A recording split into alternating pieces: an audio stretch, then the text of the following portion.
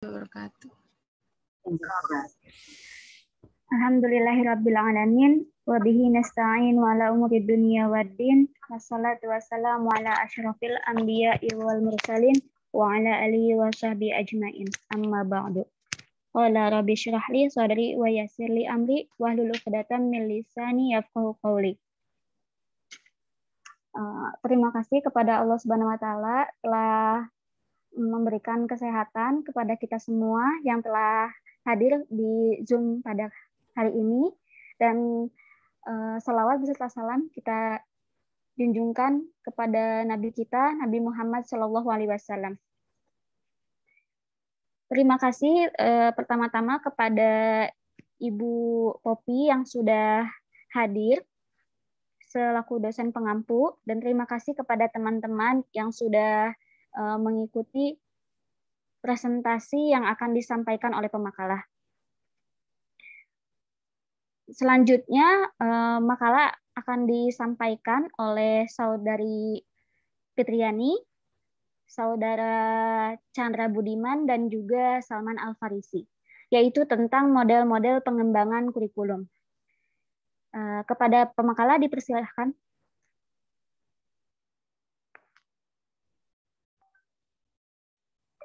Bagaimana Saudara Budi Chandra?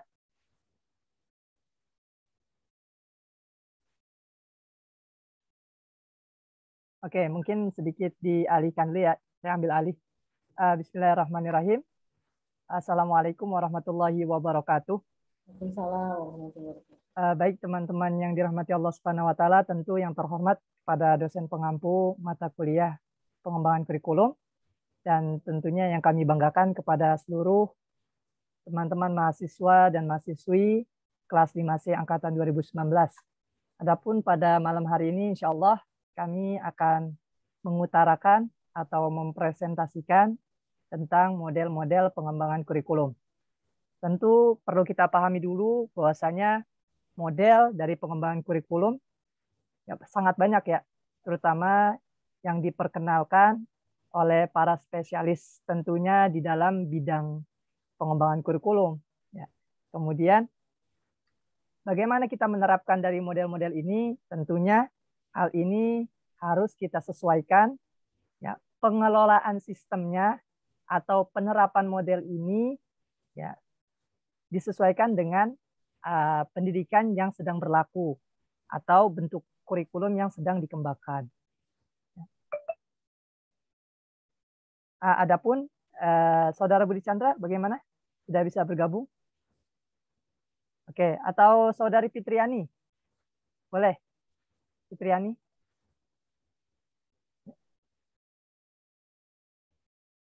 Iya Bang. Oke, boleh.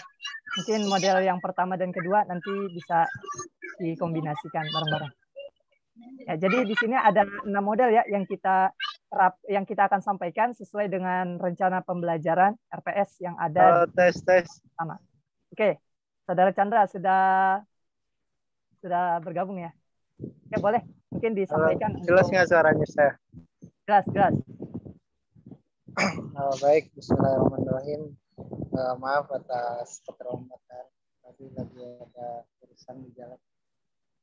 Baik, terkait dengan model-model pengembangan kurikulum tadi yang disampaikan ada beberapa.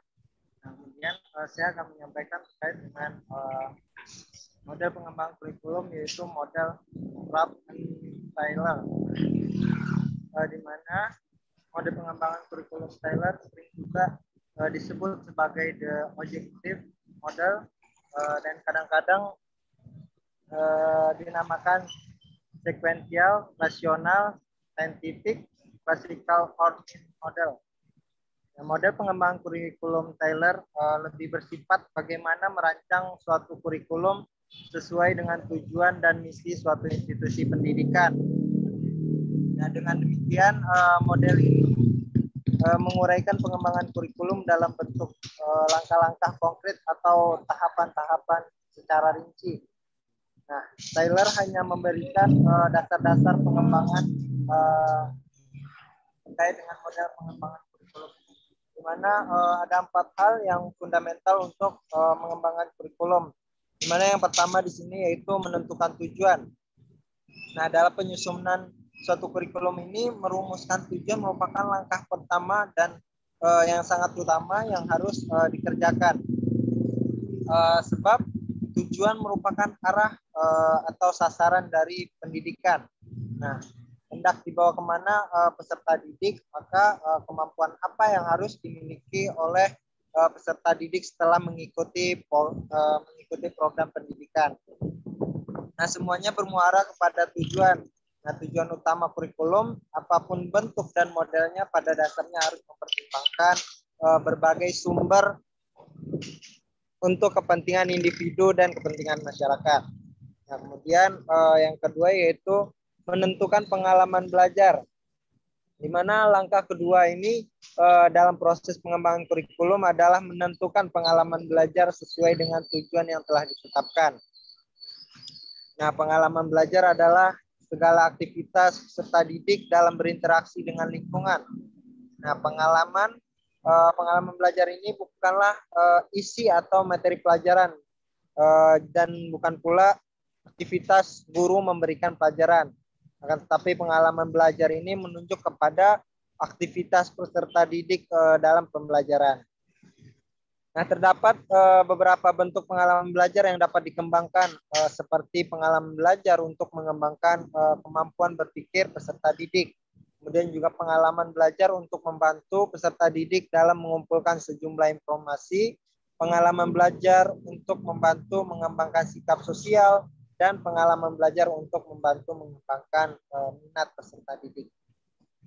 Kemudian yang ketiga yaitu mengorganisasi pengalaman belajar, di mana langkah yang ketiga ini adalah dalam merancang suatu kurikulum, maka mengorganisasikan pengalaman belajar baik dalam bentuk unit mata pelajaran maupun dalam bentuk program. Nah, langkah pengorganisasian ini sangatlah penting, sebab dengan pengorganisasian yang jelas akan memberikan arah bagi pelaksanaan proses pembelajaran, sehingga menjadi pengalaman belajar yang nyata bagi peserta didik. Di mana ada dua jenis pengorganisasian pengalaman belajar. Yang pertama yaitu pengorganisasian secara vertikal, dan yang kedua yaitu secara horizontal. Kemudian yang keempat, proses evaluasi, di mana proses evaluasi ini merupakan langkah yang sangat penting untuk mendapatkan informasi tentang ketercapaian tujuan yang telah ditetapkan. Evaluasi ini memegang peranan yang cukup penting, sebab dengan evaluasi dapat ditentukan apakah kurikulum yang digunakan sesuai dengan tujuan yang ingin dicapai oleh sekolah atau belum dicapai. Kemudian ada dua aspek yang perlu diperhatikan sehubungan dengan evaluasi ini. Yang pertama, evaluasi itu harus menilai apakah telah terjadi perubahan tingkah laku terhadap peserta didik yang sesuai dengan tujuan pendidikan yang telah dirumuskan. Nah, yang kedua, evaluasi sebaiknya menggunakan lebih dari satu alat penilaian dalam suatu waktu tertentu. Maka dengan demikian penilaian suatu program tidak mungkin hanya dapat mengandalkan hasil tes peserta didik setelah akhir proses pembelajaran. Nah, penilaian ini mestinya membandingkan antara penilaian awal sebelum peserta didik melakukan suatu program dengan setelah peserta didik melakukan program tersebut. Nah, dari perbandingan itulah akan tampak ada atau tidaknya perubahan terhadap tingkah laku peserta didik yang diharapkan sesuai dengan tujuan pendidik. Kemudian next slide.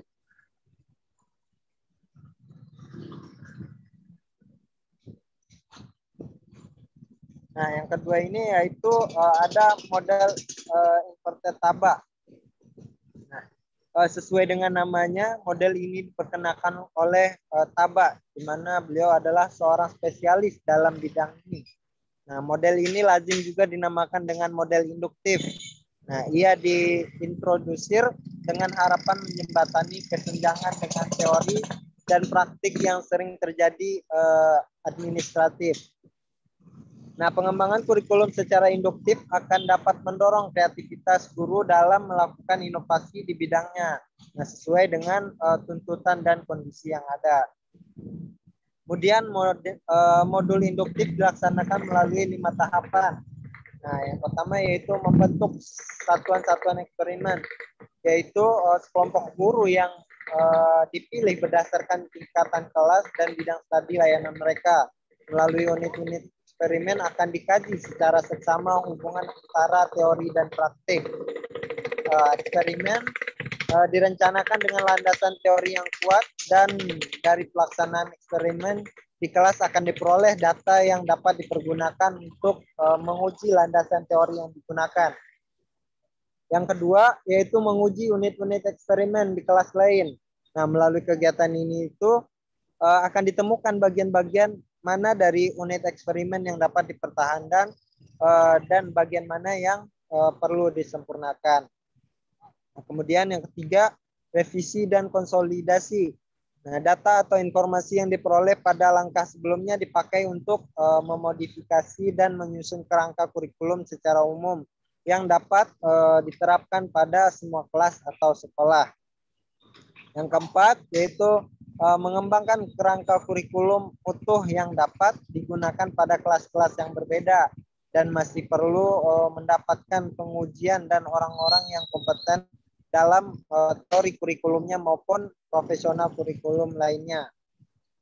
Kemudian yang kelima yaitu pelaksanaan dari diseminasi, yaitu menyebarluaskan penggunaan kurikulum baru pada sekolah dan daerah yang lebih luas. Nah, untuk maksud ini Taba sendiri menyarankan diadakan latihan bagi guru-guru dalam kelompok lebih luas dalam menyambut dalam penyambutan pemakaian kurikulum yang baru. Kemudian selanjutnya akan disampaikan oleh Saudari Fitriani. Yang mana Saudari Fitriani? Oke, terima kasih Chandra. Baik, Ayo naik. silakan kepada Saudari Fitriani. Model Shiller-Miller bahwa proses pengembangan kurikulum adalah rangkaian kegiatan yang dilakukan secara terus-menerus. Pengembangan kurikulum harus dimulai dari menentukan orientasi kurikulum, yaitu kebijakan-kebijakan umum, misalnya arah dan tujuan pendidikan. Tahapan model Shiller.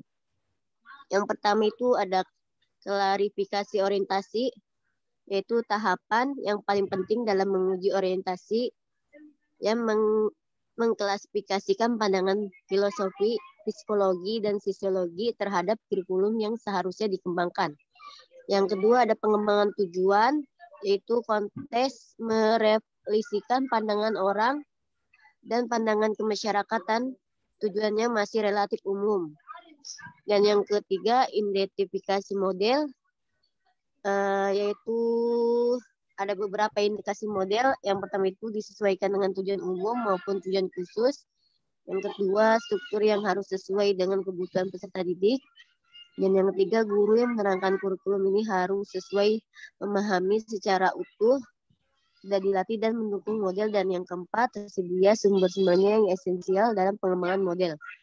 Yang keempat, implementasi, yaitu penerapan dari kurikulum berdasarkan langkah sebelumnya. Implementasi sebaiknya dilaksanakan dengan memperhatikan komponen-komponen program studi, identifikasi sumber peranan, pengembangan profesional, penetapan waktu, komunikasi, dan sistem monitoring.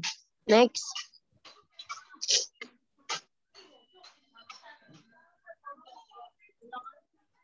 Model batch hub.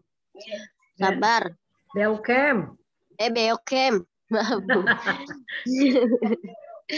Menetapkan lingkungan daerah jangkauan pemakaian kurikulum, apakah suatu sekolah, suatu kelurahan, suatu kabupaten, atau provinsi yang ada pada pengambilan kebijakan dalam pengembangan kurikulum serta tujuan pengembangan kurikulum. Menetapkan personelia yang akan ikut berperan serta dalam kegiatan tersebut. Pihak-pihak yang perlu dilihatkan dalam kegiatan diantaranya ahli kurikulum, ahli pendidikan, dan perguruan tinggi, para profesional dalam pendidikan dan profesional lain. Dan yang ketiga, orientasi yang prosedur pengembangan kurikulum dalam tahapan ini ada 3. Kegiatan inti yang dilaksanakan yaitu membentuk tim pengembangan kurikulum, mengadakan penelitian terhadap kurikulum yang sedang berlaku. Yang ketiga, menjajaki kemungkinan penyusunan baru. Yang keempat, menyusun kurikulum baru. Yang kelima, implementasi kurikulum membutuhkan persiapan baik yang menyangkut pelaksanaannya, muridnya, fasilitasnya, pembiayaan, administrasinya. Nah, itu saja yang bisa saya sampaikan. Selanjutnya akan disampaikan oleh Bang Salman. Terima kasih. Oke, baik. Terima kasih untuk Saudara Budi Chandra dan juga Saudari Fitriani. Kayaknya Fitriani kurang sehat ya, Fitri ya? Iya, Bang. Mudah-mudahan teman-teman yang lagi kurang sehat biar lekas membaik ya, biar bisa beraktivitas juga. Nah, adapun selanjutnya setelah 4 model yang tadi diterapkan, yang tadi dijelaskan oleh kedua pemateri, adapun model yang kelima yaitu model administratif. Nah, di dalam PowerPoint, dalam model ini untuk mengembangkan kurikulum muncul dari pihak pengambil keputusan atau administrator. Tentu maksud ini adalah orang-orang yang memiliki kebijakan ya, dan posisi-posisi penting sehingga setiap kebijakannya nanti mempengaruhi kepada bawahannya gitu. Terutama kepada mereka yang berada di lapangan, yaitu para guru pastinya. Ya, misalnya di sini menteri, direktur jenderal atau kepala kantor wilayah untuk melaksanakan gagasan itu. Mereka membentuk kepanitiaan, yaitu panitia pengarah dan panitia kelompok kerja atas dasar surat keputusan tertentu. Jadi di sini perlu kita pahami bahwasanya model administratif ini merupakan sebuah model yang mana diambil dari pihak atas atau orang yang memiliki kepentingan, ya, sehingga nantinya mereka membentuk sebuah kepanitiaan. Ya, di sini diantaranya panitia kelompok yang mana di dalamnya nanti ada mereka yang profesional dalam bidang kurikulum. Nanti di situ juga ada mereka yang profesional spesialis ya dalam bidang studi. Kemudian ada juga orang-orang yang spesialis dalam bidang pendidikan. Bahkan juga dicomot atau diambil dari guru-guru yang profesional sehingga mereka rapat atau mungkin membahas seputar model kurikulum yang nantinya akan disampaikan. Nah, sehingga ya kemudian setelah panitia kelompok ini membuat keputusan ya melalui dari banyaknya orang-orang spesialis tersebut ya dalam menetapkan sebuah pengembangan kurikulum, maka di sini nanti hasilnya itu tentunya ketika disampaikan dirapatkan kembali, maksudnya diberikan pendapat kembali dengan rapat pleno ya, sehingga nantinya apakah ada tanggapan ini menerima atau tidak, atau mungkin di ACC atau tidak. Nah, maka nanti setelah bagian-bagiannya sudah disetujui secara bersama, nanti di situ pihak guru maka harus siap nanti di akhir untuk menerapkan model tersebut dalam proses pembelajaran di sekolah masing-masing. Itu untuk model administratif. Jadi dari atas ke bawah ya, ibaratkan kayak turun hujan dari atas ke bawah. Ya, dari yang memiliki jabatan, posisi kepada guru-guru. Nah, adapun yang kedua adalah model grassroots.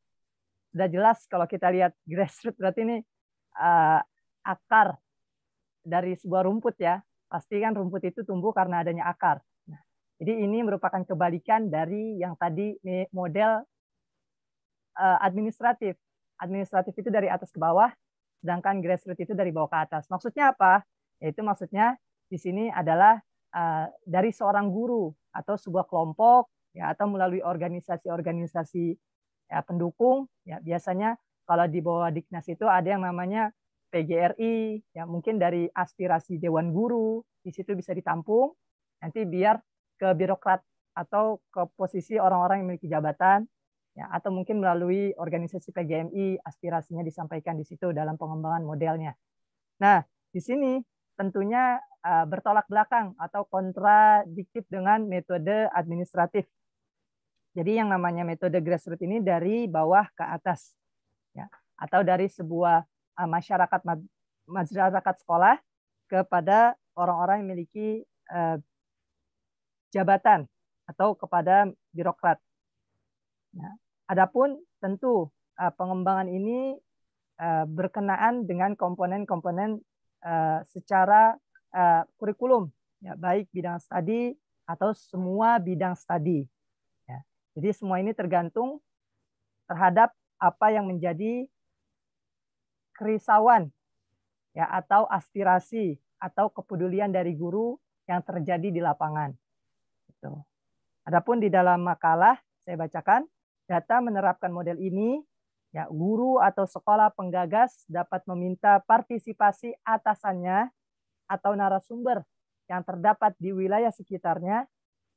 Kemudian kegiatan ini menonjol dalam pelaksanaan model ini berhubungan dengan kajian teoritis dan teoritis kali ya, dan uji coba langsung atas apa yang akan dikembangkannya serta menjadi perbaikan serta penyempurnaan atas hasil uji coba.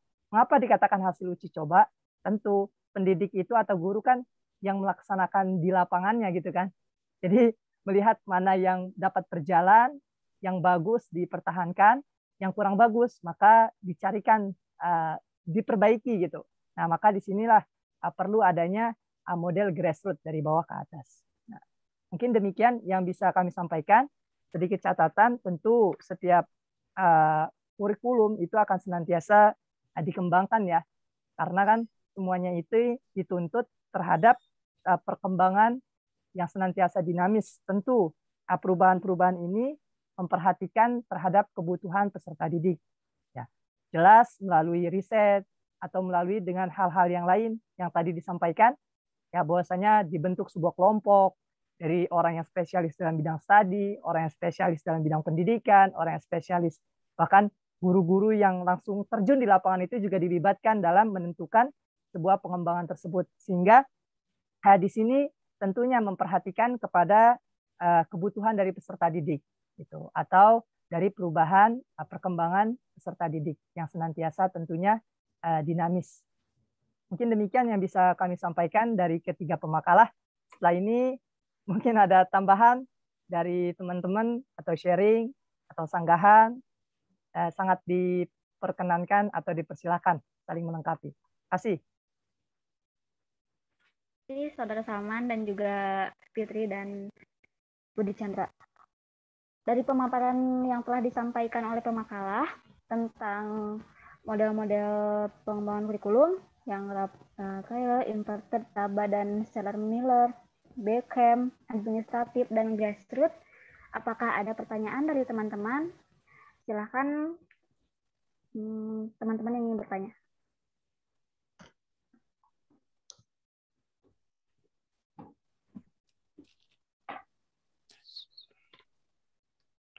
Mungkin Ayu Widianingrum sudah siap bertanya?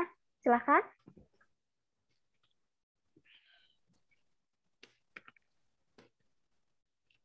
Atau mungkin teman-teman ada sumber lain mau sharing, silakan. Oke, Ayu, boleh. Silakan. Ayu Widianingrum. Oke.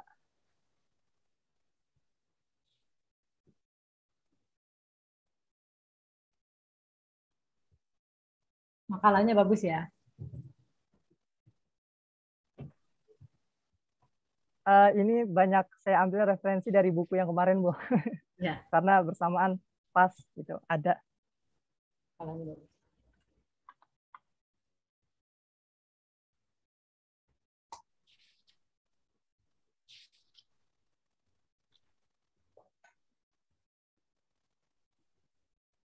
Gimana mungkin? Atau mungkin ada yang mau sharing? Silakan teman-teman yang Masa nggak ada yang mau nanya? mau bertanya.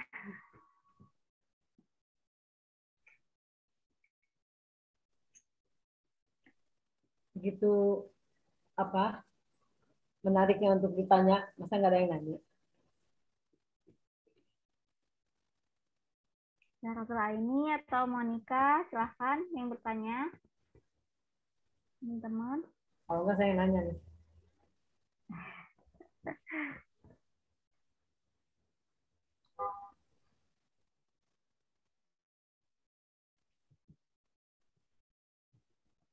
Atau Halo. mungkin pemakalah yang bertanya kepada teman-teman. Enggak. Nggak ada yang nanya nih. Tuh, udah mau nanya tuh. Panaga tuh. Belum. Keren Dehem udah mau nanya tuh. Saya yang nanya ya. Ya. Boleh nggak? Boleh, Bu. Oke. Pertanyaan saya adalah, pengembangan kurikulum yang Indonesia modelnya mengikuti yang mana ya? Indonesia mengikuti model yang mana? Ya, pengembangan kurikulum di Indonesia itu modelnya mengikuti model yang mana?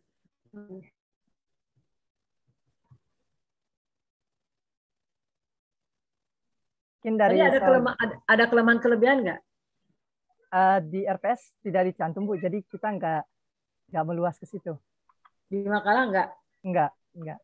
Kelemahan dari masing-masing nggak ada ya? Nggak tercantum. Oke. Itu aja pertanyaan saya dulu, satu lagi biar mancing. Baik. Mungkin dari Fitriani atau Budi Chandra mau menyampaikan dahulu.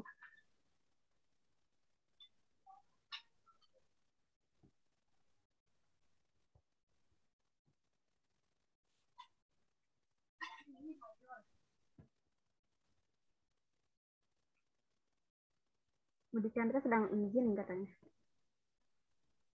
Oke, kalau Fitriani menghilang. Belum.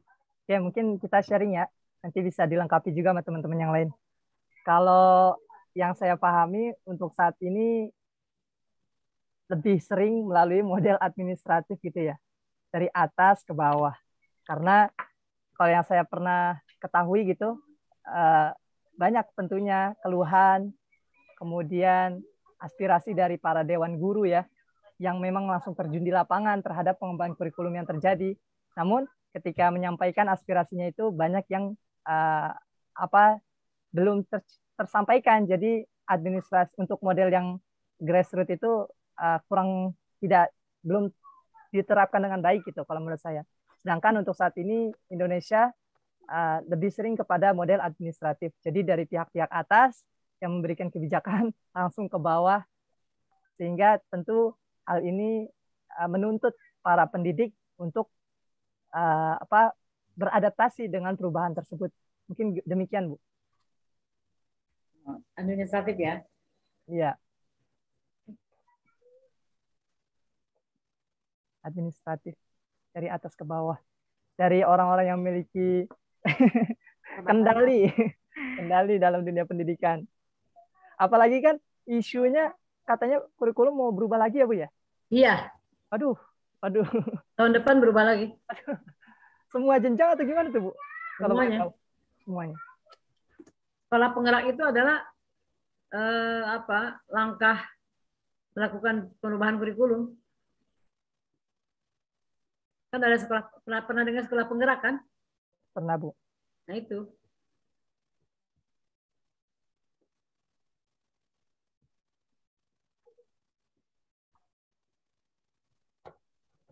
Oke, mungkin dari teman-teman yang lain, gimana, ada mau tambahan tadi dari jawaban pemakalah?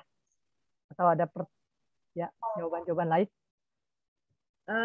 Menurut pemakalah, dengan sistem administratif, ada kelemahannya nggak di Indonesia? Atau selama ini pengembangan kurikulum di Indonesia ada nggak kelemahannya? Oke, baik. Mungkin dari Saudari Fitriani mau bantu menjawab dahulu, Fitri, atau Saudara Budi Chandra? Boleh. Kayaknya Bang Salman kayaknya tahu. Kita kan sharing, saling melengkapi nanti. Kira-kira aja. Mana Budi ini Budi. Tadi izin, Bu. Iya. Masih di perjalanan kayaknya. Oke, mungkin kita sharing ya. Yang namanya setiap kebijakan pasti ada yang namanya kelemahan, itu ya pertama, kelemahan dan kelebihan. Nah, adapun untuk kelemahan yang saya pahami, tentu Indonesia kan negaranya luas ya. Sehingga yang namanya perubahan kurikulum itu jangan terlalu terburu-buru gitu. Karena kan gurunya juga harus didesiminasi, harus diberikan pelatihan dengan baik secara merata gitu ya. Sehingga nantinya penerapannya yang tadi ada di makalah, yang namanya guru tuh harus menguasai gitu. Ketika ingin mencapai sebuah kurikulum yang setelah ditentukan, ya guru-gurunya juga harus seharusnya menguasai dengan utuh gitu, komprehensif, secara kafah terhadap kurikulum tersebut. Sebagusnya seperti itu. Sehingga nanti ketika penerapannya juga tercapai tuh tujuan-tujuan dari perubahan itu. Namun kan faktanya kelemahannya belum merata pelatihan kepada seluruh wilayah yang ada di Indonesia. Ya, udah ganti lagi. Ternyata udah ganti lagi, apalagi kan proses untuk pelatihan itu nggak sekali dua kali ya, apalagi pasti butuh bimbingan secara berkelanjutan, tindak lanjut. Ya. Mungkin seperti itu Bu kelemahannya Bu. Pernah dengar nggak kurikulum yang akan datang itu seperti apa? Kalau mungkin lebih berbasis ini kali Bu ya. Kalau yang pernah yang tadi sempat sharing mungkin kalau berbasis IT pasti ya, tapi mungkin lebih didominasi ke hal tersebut kali Bu. Ke hal mana? Ke hal IT? Ya IT-nya mungkin. Okay. Karena kan kita masuk ke era 5.0 tuh, kalau nggak salah. Terus pertanyaan saya adalah apa tadi ya? Sayangnya nggak menunjukkan kelemahan-kelemahan ya, nggak ada ya? Atau dari sekian menurut pemakalah dari sekian banyak model itu kira-kira model mana yang bagus? Dari mungkin Saudari Fitriani gimana? Boleh sharing? Atau dari teman-teman yang lain? Mungkin dari teman-teman yang lain yang bantu menjawab atau menyanggah, silakan teman-teman. Iya, nanyanya soalnya dosen ya. Iya. Kalau dibalikin. Kalau pendapat saya sih cara terbaik kalau saya ya Bu, itu di grassroots Bu. Karena yang langsung beradaptasi, berinteraksi dengan peserta didikan itu ya pasti guru gitu. Bukan mereka yang posisinya di tinggi-tinggi itu jabatan gitu.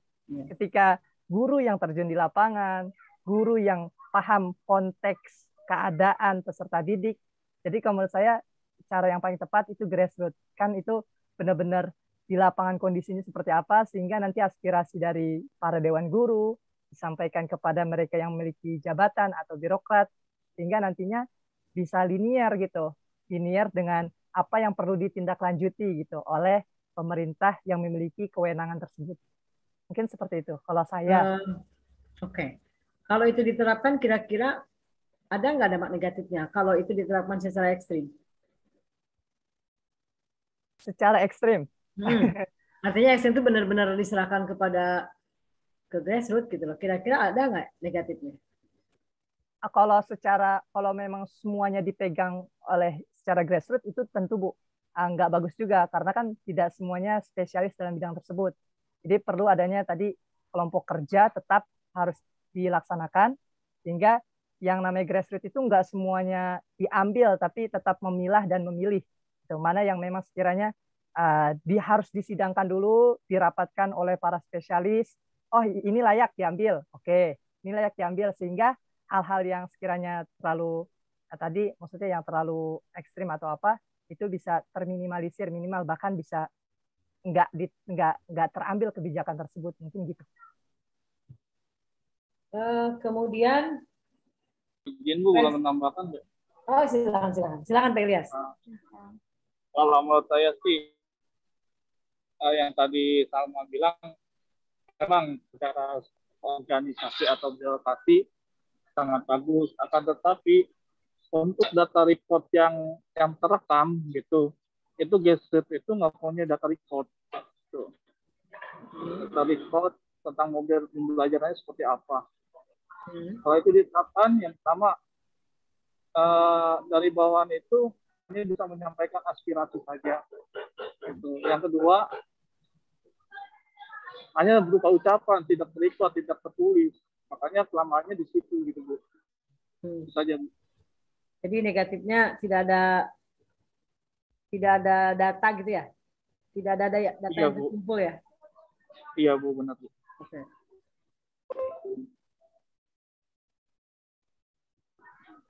Izin lanjut jalan ya Bu. Iya nggak apa-apa. Kaitannya dengan standarisasi ada nggak?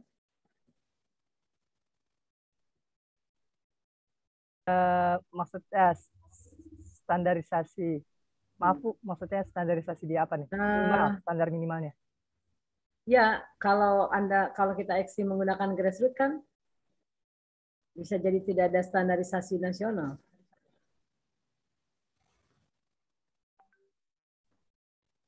Kalau grassroots itu diterapkan secara ekstrim, artinya di benar-benar grassroots, itu salah satu faktor kelemahannya adalah tidak ada standarisasi. Kan UN udah hilang kan, UN udah hilang. Kemudian kurikulum diserahkan kepada keinginan masyarakat masing-masing gitu. Itu ada implikasinya nggak sih terhadap standarisasi? Menurut kalian?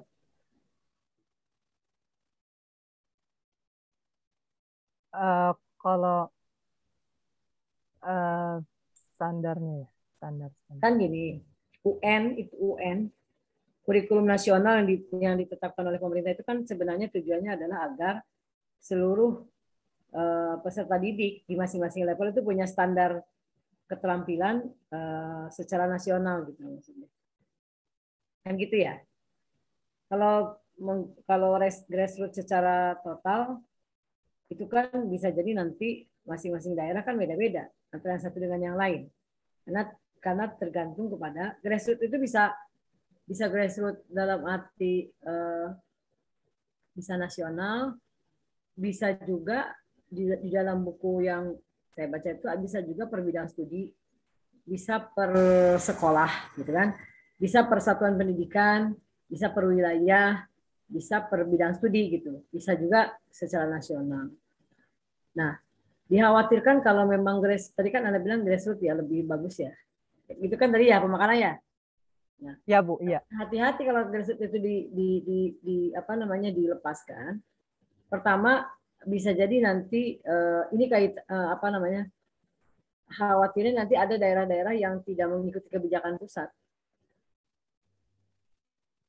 Padahal kebijakan pusat mungkin kan itu sudah mempertimbangkan standar ya, dalam standarisasi. Jadi salah satu hal yang menyebabkan yang disebabkan oleh adanya meniadakan UN saja, itu sudah tidak ada lagi standarisasi kemampuan. Apalagi oleh kurikulum itu diserahkan kepada masing-masing wilayah, kepada masing-masing sekolah. Dikhawatirkan nanti tidak ada standar baku gitu yang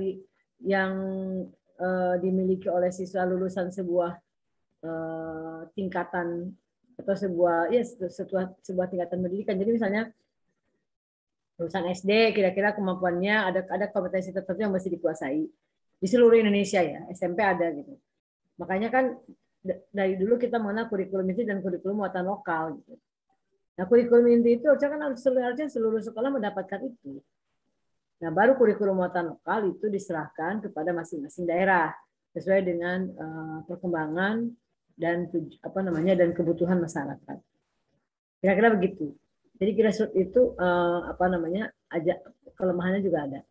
Saya tanya lagi ya, dari sekian model-model itu, menurut Anda ya, menurut Pemakalah, itu apa kira-kira ada bedanya model pengembangan dari lab Tyler ya, dengan pengembangan yang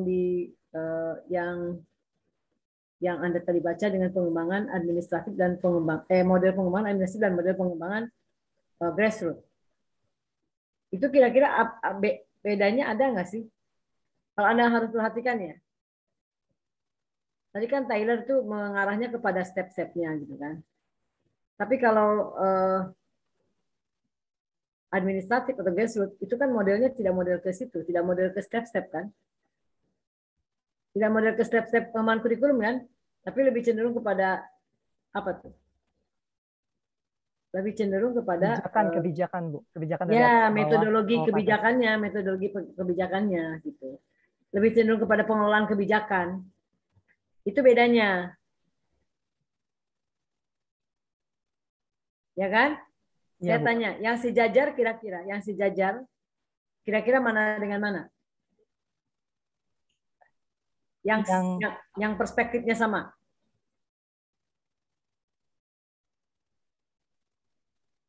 Administratif dan grassroots. Grassroots itu tipenya sama. Model pengembangannya adalah model pengembangan kebijakannya. Pengelolaan kebijakannya gimana gitu.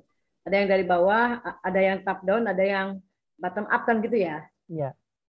Kalau dari grassroots kan bottom up, dari bawah ke atas. Kalau dari administratif itu kan top down ya, dari atas dikasih ke bawah, bawah given gitu, tidak bisa menolak. Nah, tapi kalau model yang diberikan oleh siapa? Oleh Tyler, itu bukan ke situ, tapi ke langkah-langkahnya, langkah-langkah dalam merubah kurikulum itu gimana gitu. Pertama kan rubah dulu tujuannya kan, karena dari tujuan itu akan menetapkan materinya apa, prosesnya bagaimana, evaluasinya bagaimana kan gitu. Kalau dari Tyler, makanya kalau lab Tyler ini model pengembangannya bisa dianalogikan secara luas maupun secara sempit. Kalau secara luas kan berarti tujuan pendidikan kan, kurikulum nasional. Tapi kalau secara sempit, tujuan apa? Kalau di kelas? Tindak lanjut kelas. Kalau di kelas itu kan ada namanya RPP ya. RPP itu kan ada tujuan pembelajaran kan. Ya. Jadi kalau dianalogikan ke yang lebih sempit atau diimplementasikan kepada yang lebih sempit, model pengembangan dari Tyler ini ya seperti seorang guru yang merumuskan RPP gitu. Pertama merumuskan dulu tujuan gitu kan. Dari tujuan nanti bisa menetapkan materinya apa. Dari materi menetapkan metodenya apa kan gitu ya. Dari situ nanti baru menetapkan evaluasi. Kira-kira begitu. Ya. Jadi Anda jangan bingung melihat model-model ini, kok ini kesini karena memang beda perspektif gitu. Ya. Kalau itu perspektif step-stepnya, kalau ini perspektif pengelolaannya. Kira-kira begitu. Ya, maka di awal ketika penyusunan agak kok ini beda ini ya. Maksudnya beda maksud gitu. Ternyata beda perspektif. Jelas ya dengan penjelasan saya ya? Baik Bu, jelas. Mungkin sedikit saya mau sharing Bu. Tadi maksud saya di grassroots tidak sepenuhnya dikendalikan oleh pendidik guru gitu, tapi tetap melibatkan dari kelompok kerja yang telah diutus oleh pihak-pihak terutama yang memiliki kebijakan. Pastikan mereka itu menentukan orang-orang yang spesialis di bidangnya kan. Nah, sehingga nantinya ketika proses berlangsung tuh, nah walaupun mereka itu spesialis, tentu kan yang langsung terjun di lapangan juga mungkin ada guru-guru juga gitu. Sehingga aspirasi itu juga ditampung, disampaikan, kemudian nantinya bisa jadi evaluasi bersama terhadap kurikulum yang terjadi. Jadi kalau menurut saya memang tidak sepenuhnya dipegang, maksudnya dalam model grassroots, karena khawatir tadi ketimplangan gitu kan antara satu sekolah dengan sekolah yang lain sekaligus. Jadi pendidikan kita nggak punya standar gitu. Iya. Iya, grassroots itu,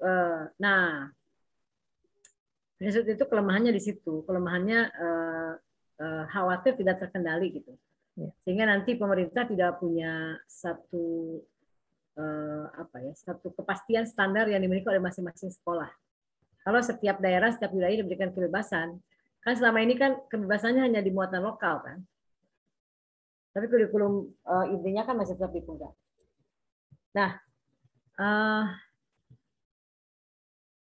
kan ada sekarang AKM, bukan AKM ya, apa namanya? AKMI Bu, AKMI. ANDK. Assessment kompetensi ANDK Asesmen madrasah berbasis komputer ya? Ya. Kalau yang AKMI Asesmen Madrasah kompetensi AKMI. AMBK. Oh, Asesmen Nasional. Oh, standar komputer. Asesmen nasional. ANM ya, nasional. ANM, saya lupa asesmen. Kalau untuk yang di bawah Dignas, tahu saya ANDK Bu, Asesmen Nasional Berstandar Komputer. Iya, kira-kira gitu. Pokoknya gitulah. Nah, kalau ANDK itu kan diberikannya kan random ya. Sampel Bu, ya, random. Sampel kan, random kan. Dan itu tidak menjadi komponen penentu kelulusan karena tidak everybody. Ya kan? Nah, lalu pertanyaan saya yang pribadinya apa? Standar saya yakin itu akan menurun hasil pendidikan itu. Karena satu mungkin gurunya belum terlatih untuk meyakinkan, memotivasi anak agar dia mau belajar gitu ya. Belum ke sana. Kita itu belajar, nggak tahu ya, ini budaya mungkin. Kita belajar kalau mau ulangan kan. Makanya dulu ada istilah namanya sistem kebut semalam gitu. Belajar kalau mau ulangan kan gitu. Sistem kebut semalam. Kalau nggak belajar ya, kalau nggak ada ulangan ya nggak belajar. Sehingga kalau tidak ada UN ya, yang menjadi pemacu kita untuk belajar, dikhawatirkan nanti santai. Kalau santai ya jangan berharap kualitas pendidikan itu bagus. Sebenarnya juga santai. Nah, kira-kira begitu. Jadi itu gambarannya. Oke, ini susah ya. Sambil inilah udah nggak apa-apa lah saya ngejelasin sama ini ya. Mungkin Ada yang mau tanya?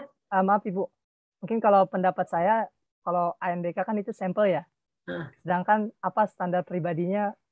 Kalau saya pribadi sih standar pribadinya itu di perubahan tingkah laku peserta didik mungkin Bu ya, sama perubahan pola pikir gitu. Iya, tapi kan tidak ada ukurannya karena tidak ada tes kan? Nggak ada, karena saya nggak ada tes kan? Nggak. Dan sekarang itu nggak boleh ada orang yang nggak lulus. Betul. Tidak boleh ada anak yang tidak naik kelas, tidak boleh ada anak yang tidak lulus, harus lulus semua, naik kelas semua. Kalau itu yang terjadi, gimana ya? Maksudnya kan motivasi itu didorong oleh satu harapan lulus gitu, satu harapan takut tidak lulus kan gitu ya. Kalau apa usah belajar lulus kok gitu, nggak akan tinggal kelas kok gitu. Itu yang saya khawatirkan, itu menjadi semacam motivasinya menjadi turun gitu. Kata kunci. Anda setuju kan dengan saya kalau motivasi itu mendorong seseorang untuk berbuat sesuatu? Sangat setuju Bu. Nah, kalau motivasi itu tidak ada, dikhawatirkan jadi malah gitu. Ya kita merasakan sebagai pernah menjadi mahasiswa, pernah menjadi, Anda tuh belajar karena ada ujian gitu aja udah setahu saya. Anda belajar karena ujian, Anda belajar karena takut tidak naik kelas kan gitu, karena takut tidak, kalau saya dulu karena takut tidak juara ya. Kalau saya dulu, saya takut tidak juara, saya takut ranking turun gitu. Kalau yang biasa saja kan saya takut nanti tidak naik kelas kan gitu. Tapi kalau dari awal sudah diklaim bahwa tidak boleh ada yang tidak naik kelas. Nah, itu yang harus dipikirkan itu. Gimana merubah mentalnya itu, mental siswanya sehingga dia mau belajar itu berdasarkan motivasi intrinsik. Anda tahu ya, motivasi intrinsik itu itu semacam kelebihan yang dimiliki orang. Saya contohkanlah. Saya dulu tuh sebenarnya secara lingkungan, secara milieu lingkungan lah. Lingkungan saya itu tidak mendukung saya untuk belajar. Percaya atau tidak? Tidak mendukung untuk belajar. Sampai nenek saya bilang gini, kamu itu katanya pintar, kok belajar terus gitu. Anda bayangkan, anak kecil gitu sama orang tua. Kan orang tua bangga anaknya belajar, tapi orang tua nenek saya bilang begitu. Kamu katanya pintar, kok belajar terus gitu. Nah itu satu hal yang saya juga bingung gitu. Kok saya bisa gitu, bisa sekolah sampai tinggi, kemudian bisa jadi juara gitu. Padahal secara ilmu psikologi, lingkungan sangat tidak mendukung terhadap terhadap kemungkinan saya menjadi bisa atau menjadi juara itu nggak ada. Nah, tetapi ketika ditanya kenapa sih kok begitu? Karena memang saya punya satu motivasi, selalu ingin nomor 1 gitu. Itu prinsip saya, selalu ingin yang terbaik, selalu ingin yang terbaik, selalu ingin nomor 1. Nah, motivasi ini itu kan tidak semua orang punya. Itu sangat kasuistis ya. Sangat tergantung kepada personalitinya gitu. Saya semakin diejek, semakin tertantang kalau saya. Semakin ditekan, saya semakin ingin menunjukkan gitu.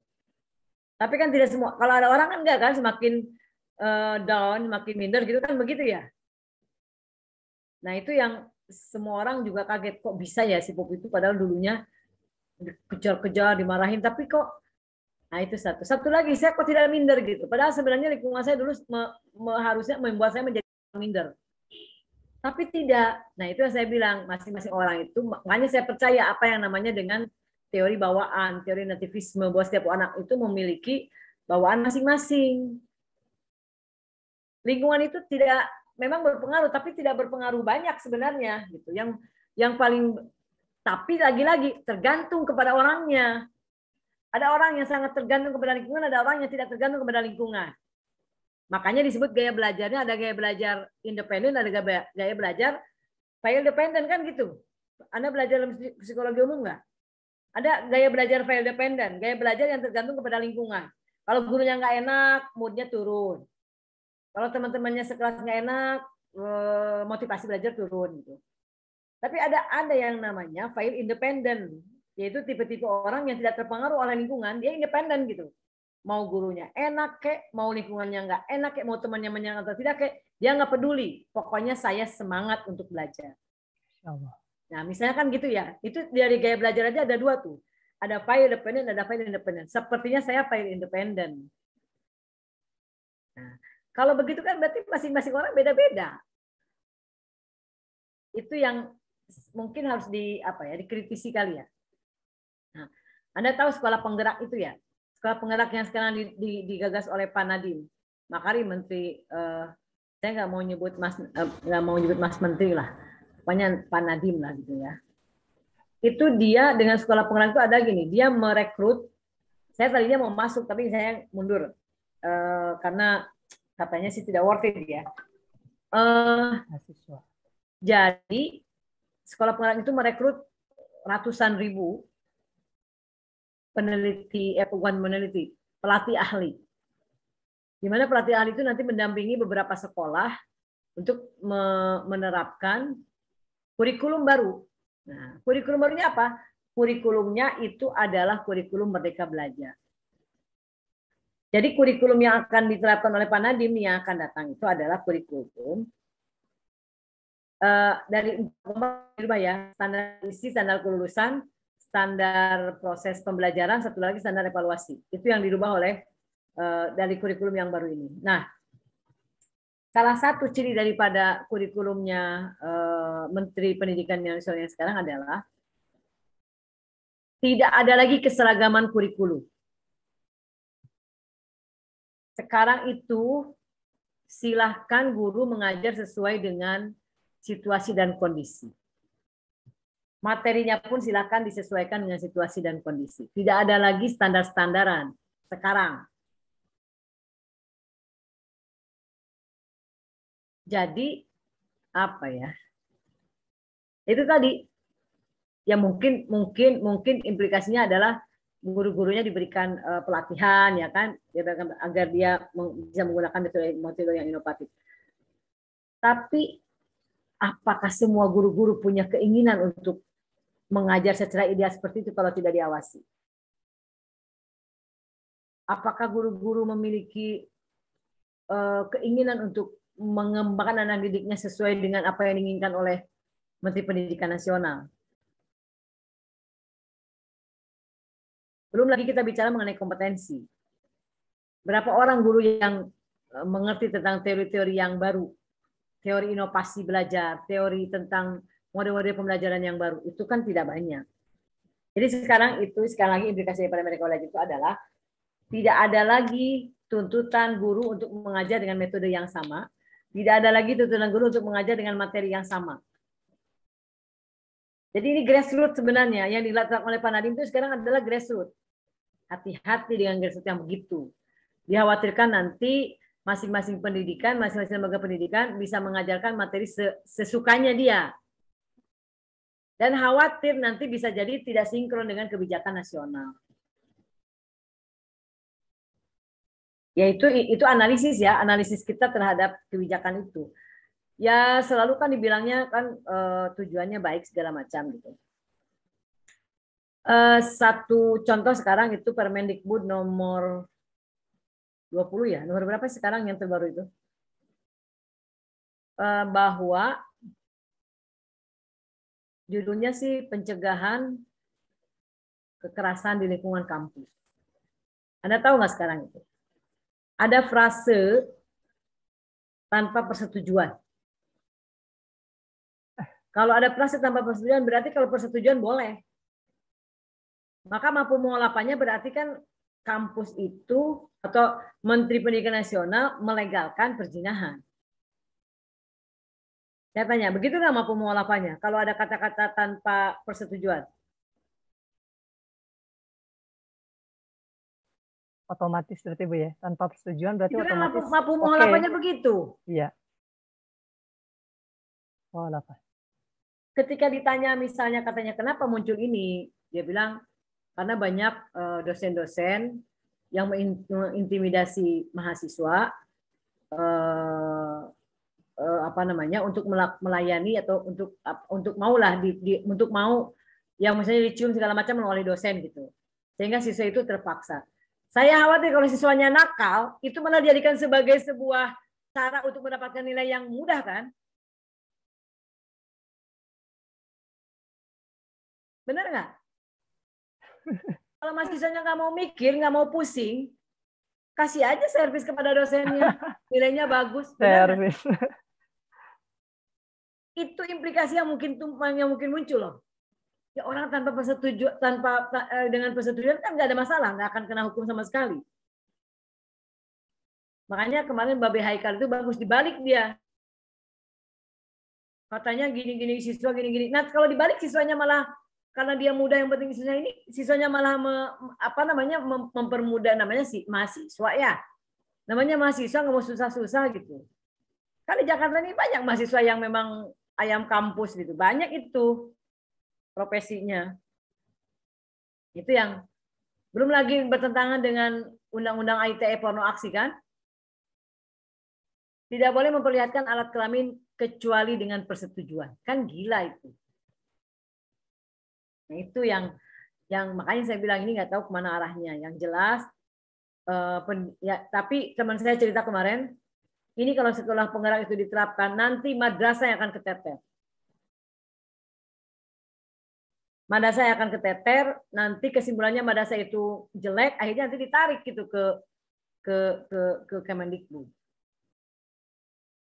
Ini analisa teman saya ya yang Widya Iswara dari Jawa Barat, dia bilang Bu Popi ini implikasi daripada sekolah penggerak ini adalah madrasah akan semakin terlihat lebih rendah daripada sekolah gitu. Dan itu implikasinya adalah bisa jadi nanti melegitimasi keinginan sebagian masyarakat yang ingin menarik madrasah ke lingkungan Kemendikbud.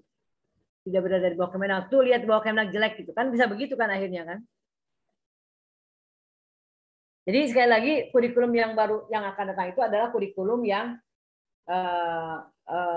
tidak mengharuskan adanya standar kemampuan yang mesti dimiliki oleh siswa secara nasional, tidak ada lagi sekarang.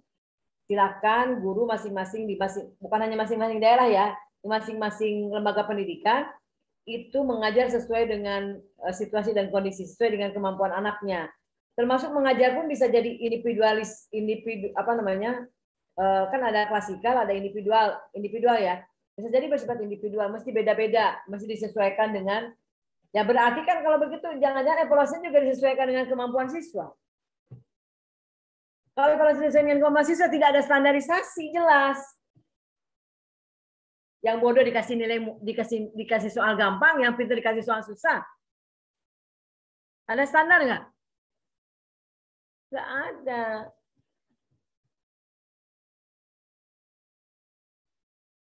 Kira-kira begitu. Oke, ada pertanyaan silakan. Jadi saya yang nanya ya.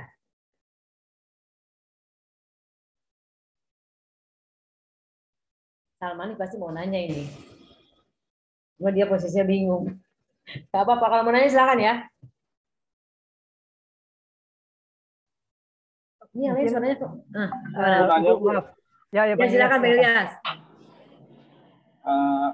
Tadi kalau seandainya analisanya seperti yang tadi bahwa madrasah itu akan ditarik, seharusnya kan harus ada dasarnya tuh Bu ya. Nah, dasarnya Kemendikbud itu apa Bu? Saya itu Oke. mengerti tadi ya. Oke, gini. Sekarang ini dari dulu itu berkembang wacana untuk menarik ke pendidikan dari Kementerian Agama itu ke Kemendikbud, itu harus Anda pahami. Itu dari dulu itu. Dignas itu dari dulu lewat PDIP ya, Partai Demokrasi Indonesia Perjuangan, PDIP, itu dari dulu ingin menarik sekolah-sekolah di madrasah itu di Kementerian Agama itu ditarik ke Dikbud. Dengan asumsi, dengan alasan Kemenak itu udah ngurusin agama aja, nggak usah ngurusin pendidikan, kira-kira begitulah. Itu alasan rasionalnya ya. Kalau bicara pendidikan harusnya di bawah satu payung, yaitu payungnya Kemendikbud, gitu. Kira-kira begitu. Jadi Kemenak sebaiknya tidak usah ngurusin masalah pendidikan, karena dianggap pendidikan di bawah pengelolaan di bawah binaan Kemenak itu dianggap second level kedua, atau mungkin dianggap ya level rendah menurut Kemendikbud. Nah, teman saya cerita yang tadi itu, karena karena dia pelatih ahli di sekolah penggerak, Bu Popi, ini implikasinya buat madrasah akan sangat terseok-seok. Dan nanti implikasinya adalah madrasah akan kelihatan lebih buruk, lebih jelek dibandingkan dengan sekolah. Dan itu artinya apa? Artinya ada sebuah kondisi yang melegitimasi keinginan selama ini orang-orang yang ingin menarik madrasah ke lingkungan Kemendikbud. Jadi gitu Pak Ilyas. Ini sudah merupakan wacana lama. Kemenak itu madrasah itu ditarik dari Kemenak, karena dengan asumsi Kemenak itu ngurusin agama aja, nggak usah ngurusin pendidikan biar diurus oleh Kemendikbud gitu dalam satu pintu. Kira-kira begitu alasannya. Gimana Pak Ilyas? Kayaknya nggak mau tersaingi Bu. Oh, berarti nanti ujung-ujungnya pesantren juga akan ditarik kan Bu? Wallahu alam. Kalau pesantren saya nggak tahu ya. Ya bisa jadi ke pendidikan non formal. Makanya sekarang itu Kemenak itu berusaha untuk mengejar ketertinggalan. Anda tahu nggak sih, Kemenak itu benar-benar kan sebenarnya kesalahan itu kan sesuatu yang manusiawi ya. Tapi rasanya kalau Kemenak itu salah menjadi sesuatu yang haram gitu, karena ada label agamanya itu. Jadi kalau madrasah itu jelek, ya sesuatu banget yang buat mereka itu, sesuatu yang dianggap oleh mereka sebagai sebuah alasan untuk menarik gitu. Itu yang makanya sekarang madrasah itu mencoba untuk menghilangkan stigma itu sehingga akhirnya berusaha lebih baik. Saya sih sebenarnya kalau bicara baik banyak kok madrasah yang bagus. Apalagi sekarang ada madrasah Insan Cendekia, kan ada Manice kan. Manice itu luar biasa, lulusannya bisa 99% diterima di perguruan tinggi sesuai dengan keinginan.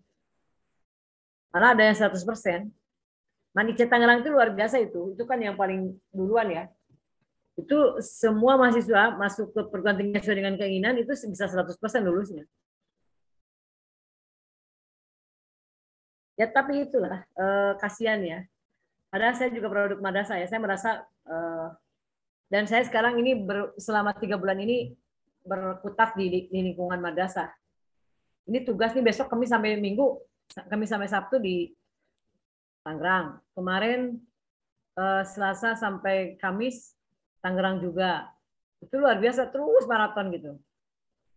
Nah itu satu hal yang Anda harus pahami. Jadi bukan tidak mungkin pesantren itu juga akan ditarik. Karena pikiran mereka adalah semua lembaga pendidikan harus berada di bawah Kemendikbud. Kira-kira begitu. Mudah-mudahan ada pertolongan Allah ya. Wa makaru wa makarullah wa khairul makirin kan. Begitu dalilnya katanya. Mereka berbuat makar, Allah juga bisa berbuat makar, dan Allah sebaik-baik membuat makar kan gitu. Kan sekarang ini juga diwacanakan pendidikan agama ditiadakan di sekolah kan. Dengan alasan pendidikan agama itu masalah private, masalah pribadi. Jadi cukup aja keluarga yang memberikan pendidikan agama. Itu juga sedang dikembangkan, hati-hati. Oke, ada lagi yang bertanya? mungkin sharing Bu tadi Ya. menarik di bagian motivasi untuk fire independent itu Ibu Ya. gitu ya. Kan tentu motivasi mungkin ini yang dimaksud dengan motivasi terbaik ada dalam diri gitu ya. Mungkin untuk yang fire Ya. independent gitu. Motivasi Mungkin intrinsik. iya, oke.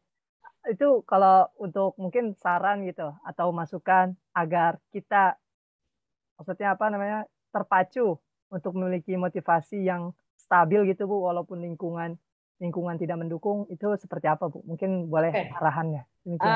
Selain faktor bawaan ya, selain faktor herediter ya, kita bicara mungkin ada faktor yang bisa dibagi gitu. Apa ya? Kaitannya memang pribadi banget ya. Kaitannya dengan bawaan banget, dengan kepribadian orang gitu. Tapi mungkin kalau saya sendiri, kalau saya pribadi, ini pengalaman saya lah dulu. Waktu SD itu saya selalu ingin juara, dari SD itu SM.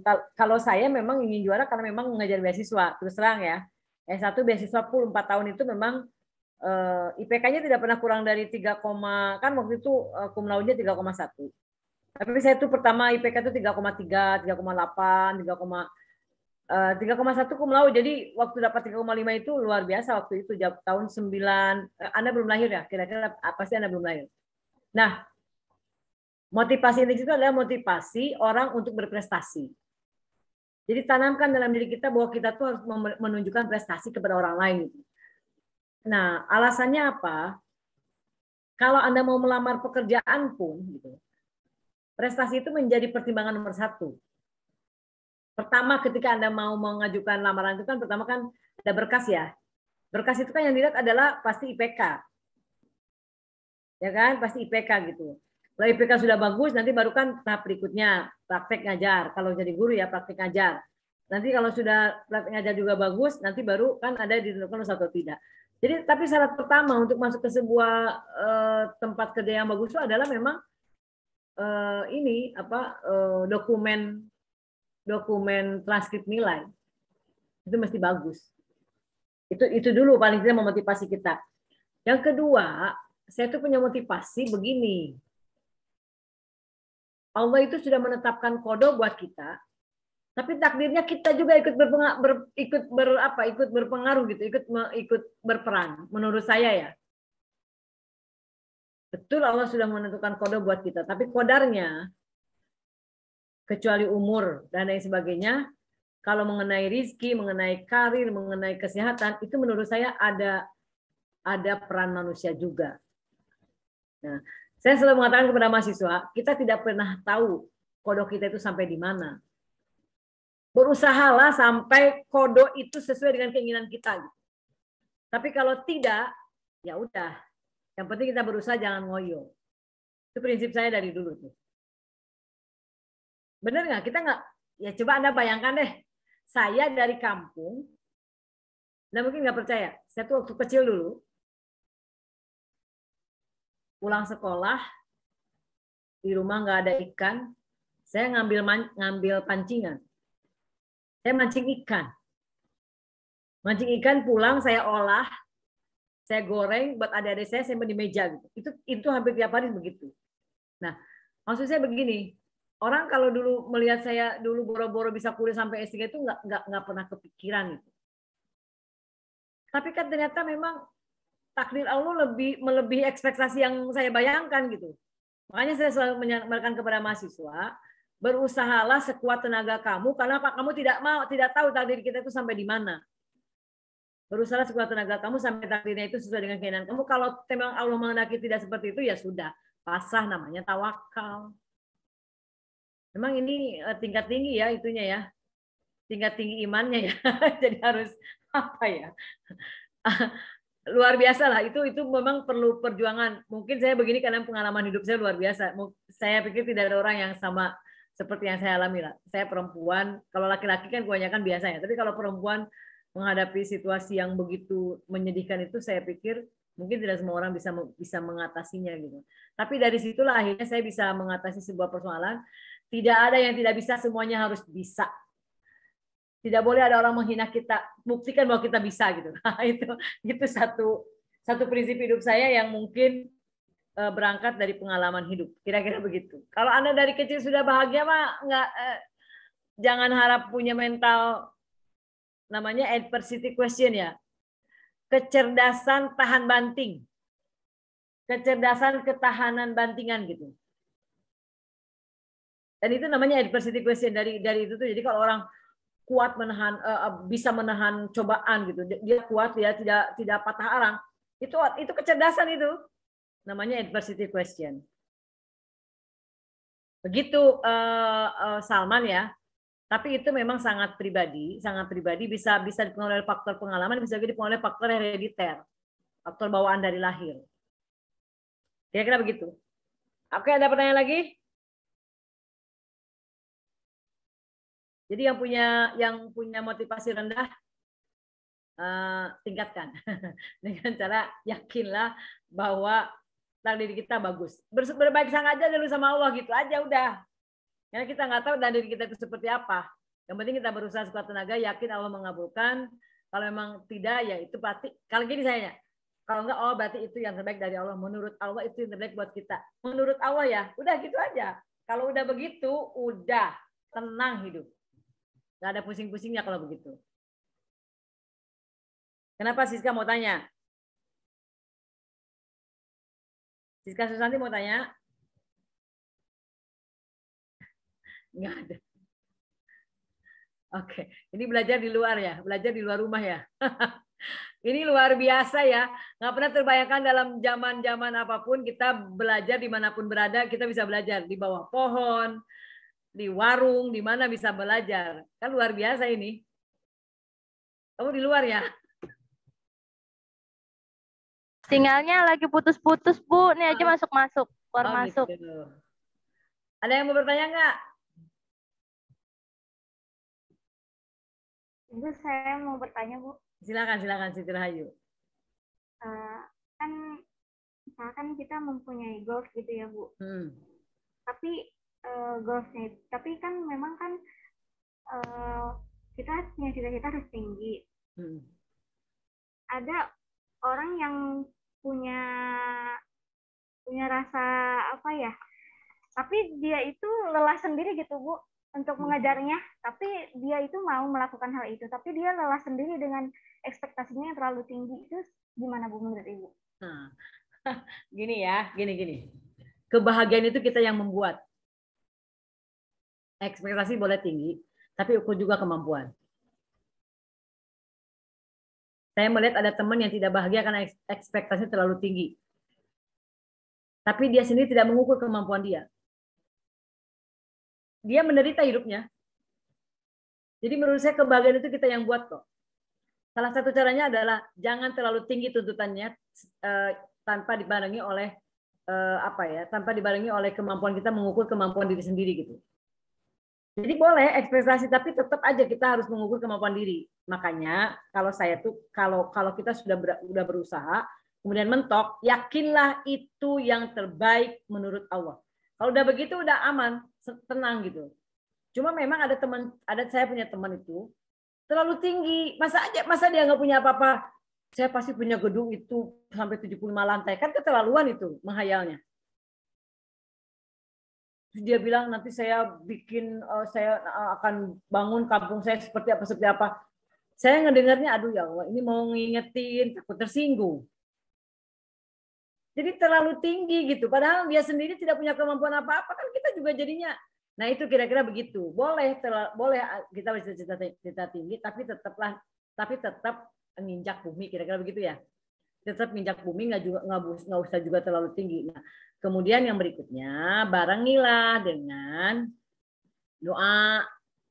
Saya yakin betul tahajud itu surat Al-Isra itu betul. Saya saya yakin 100% waminan la lipat tahajud bina filatallah asa ayat masa kalau buka makom mahmuda gitu ya.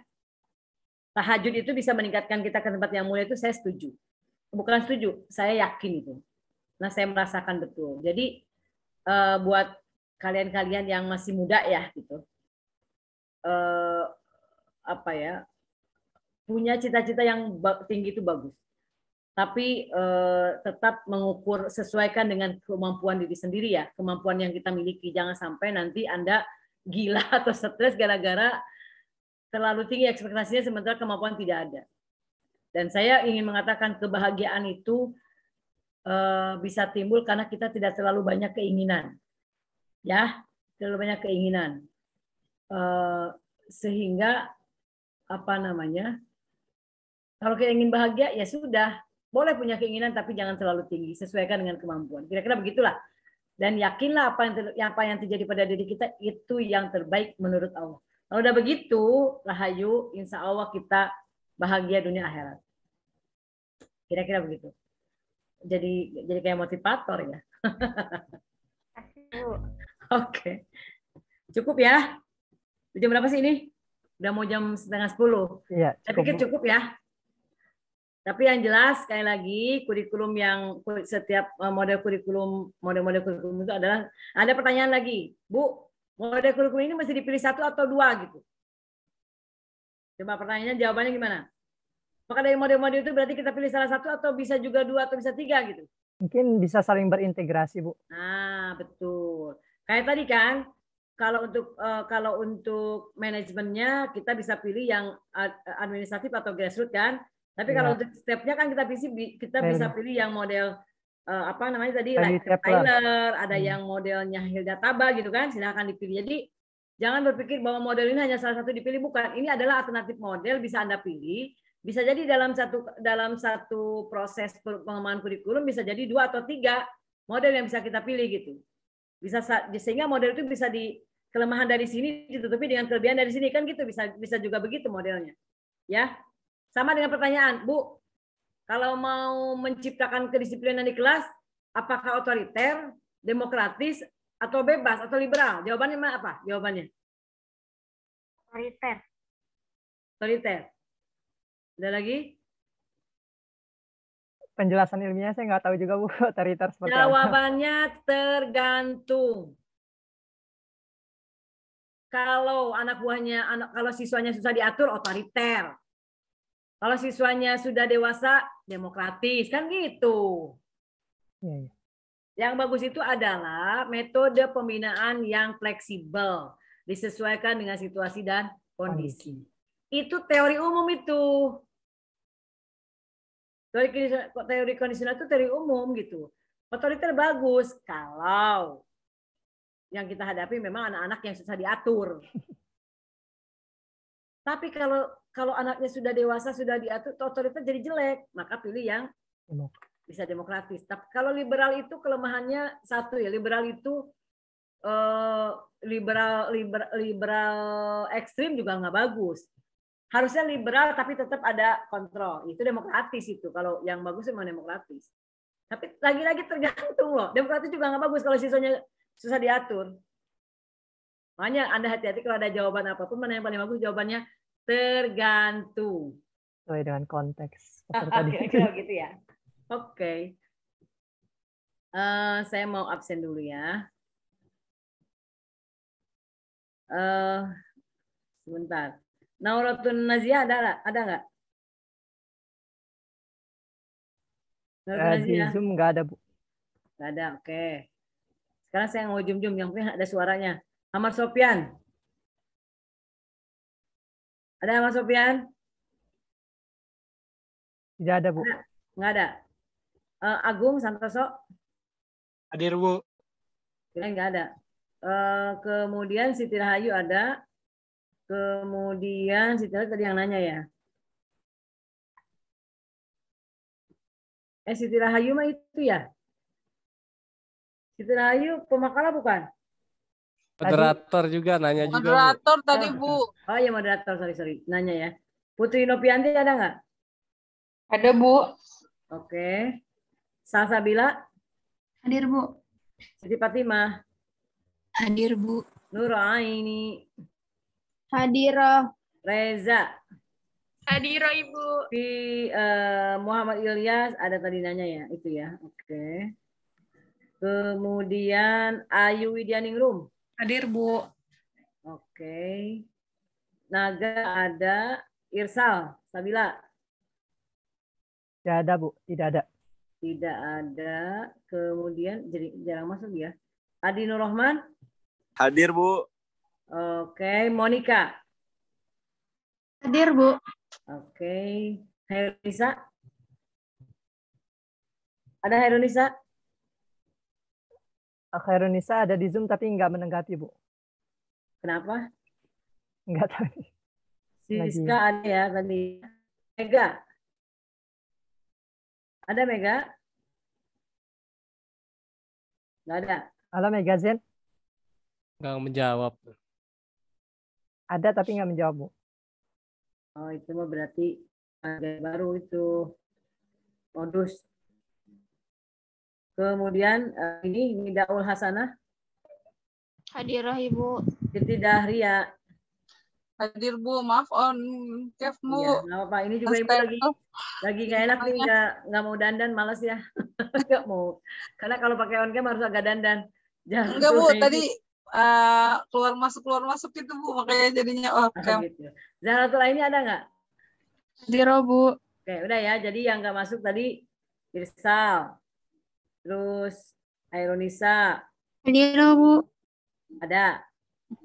Tadi kemana? Irsal. Apa lagi tadi? Siapa lagi? Udah ya. Nauratul Najia nggak ada. Ahmad Sofyan juga nggak ada. Oke? Sampai ketemu minggu depan ya.